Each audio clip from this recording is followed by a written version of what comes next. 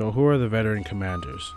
Well, aside from being one of the more reused bosses that people love to complain about almost as much as the dreaded Godfrey the Grafted, they appear to be the commander class of the exile soldiers and banished knights that we see at Stormville Castle and Crumbling Fair Missoula respectively. Said to be banished to the fringes where the winds are bitingly cold, or forced to serve as soldiers in a penal colony, they fight with unique storm abilities and weapon arts. These men likely either served under Godfrey and gained these storm abilities after defeating the Storm King, who himself is probably a giant bird, and his Stormhawks, or they served the Storm King directly, which is probably more likely. But either way, by the events of the game, all of these soldiers and knights have been banished and or exiled from their original home. The first of the two storm generals that most are likely to meet is the particularly angry Irishman Commander O'Neill in the heart of the Aeonian swamp. He's partly tied to Gowry and Millicent's questline, and Millicent's sister Pollyanna can even be summoned as backup, which could prove useful as his whole fighting style is to summon adds who use crossbows to shoot the player from far away. Those adds happen to curiously be the spirits of exile soldiers. But never mind all that, what's he doing there? Like, what's his whole purpose? What's his point? How did he end up there? The nearest live Storm Knight likely doesn't have anything to do with Niall directly, as he's serving at the Dragon Chapel. However, O'Neill is in close proximity to several patrolling and sometimes fucking submerged Cleanrot Knights. Now we know from his halberd's description that he served either Radon or Melania, and the red cloth on the weapon doesn't help much as both of the demigods use red in their banners, but it specifically uses the word fled when referring to O'Neill's lord or master. And while neither of them really fled the battle, Melania technically did retreat, whether she had a say-so or not, as Finley dragged her back to the Halig Tree after she bloomed. It's possible that O'Neill didn't know what happened and thinks she fled or saw her retreat as fleeing, while Radon was driven mad. The fact he remembers the battle with pride indicates that he served Melania, but that can be interpreted either way. There's also the fact that O'Neill carries the broken golden needle, which he could have retrieved from Melania's battle with Radon, and while that could also be seen as evidence of his allegiance to Melania, but again, it's just as likely that he could have taken it as a souvenir or a trophy of the battle, which he is said to remember with pride. Now, if he really did serve Melania, it could also explain the large company of exile knights and soldiers guarding Stormville, as opposed to the Godric soldiers, which would make more sense. In fact, I don't think there's a single Godric soldier or knight past Margit's Arena. They're all spread out across Limgrave and the Weeping Peninsula, wandering and fighting the demi-humans and misbegotten. It's possible then that after Melania and Godric's confrontation with each other, which we hear about from Kenneth Haight, who tells us how Godric begged for his life, basically, and kissed Melania's boots, that Melania, either on Michaela's order or her own, left a portion of O'Neill's storm soldiers and knights behind to guard Stormville, allowing Godric to play at being a lord in Limgrave while essentially being held captive by a particularly large force of exile soldiers.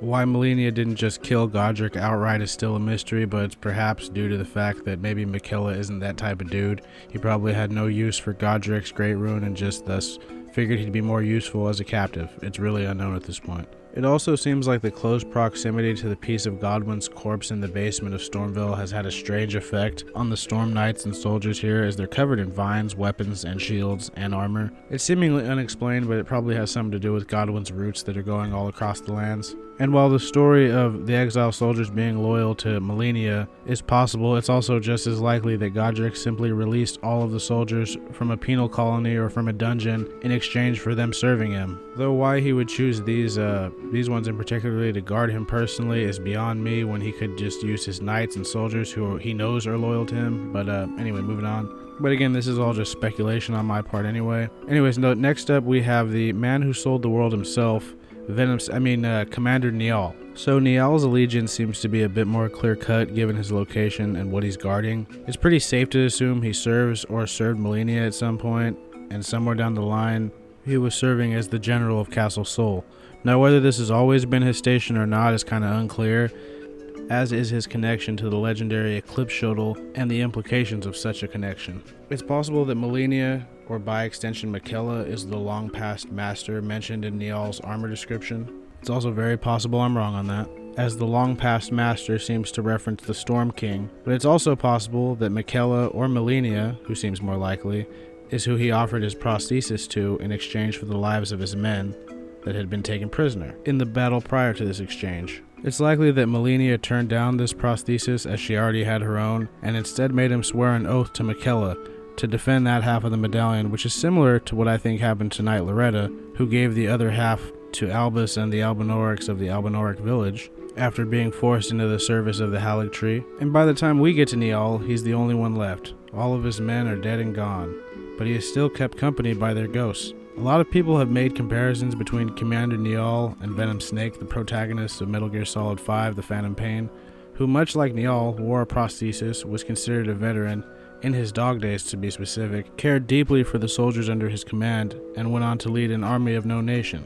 Personally, I think he bears similarities not just to Venom Snake, but to also Kazuhira Miller, a dude who, despite not being a snake, got just as dicked over by the timeline as all of the snakes. And in the end, both Snake and Commander Niall both stick around at their station, as they have nowhere left to fade away to. There's probably more similarities than just the ones I named, but those are just the ones I could think of off the top of my head. And since we're on the subject of Metal Gear Solid, did anybody notice that the Zamor ruins are kind of set up like a small-scale mission for Metal Gear Solid, or any stealth game like Splinter Cell or even Sekiro, how there's patrolling enemies and how you could like sneak through all of them without killing any of them and get the item. I don't know, it just felt very Sekiro-esque to me, or Metal Gear Solid-esque. But basically, very little is confirmed when it comes to the actual canon lore of these dudes. But I think I found some interesting theories and insights, and I hope they were helpful when it comes to fleshing out these more lesser-known like characters.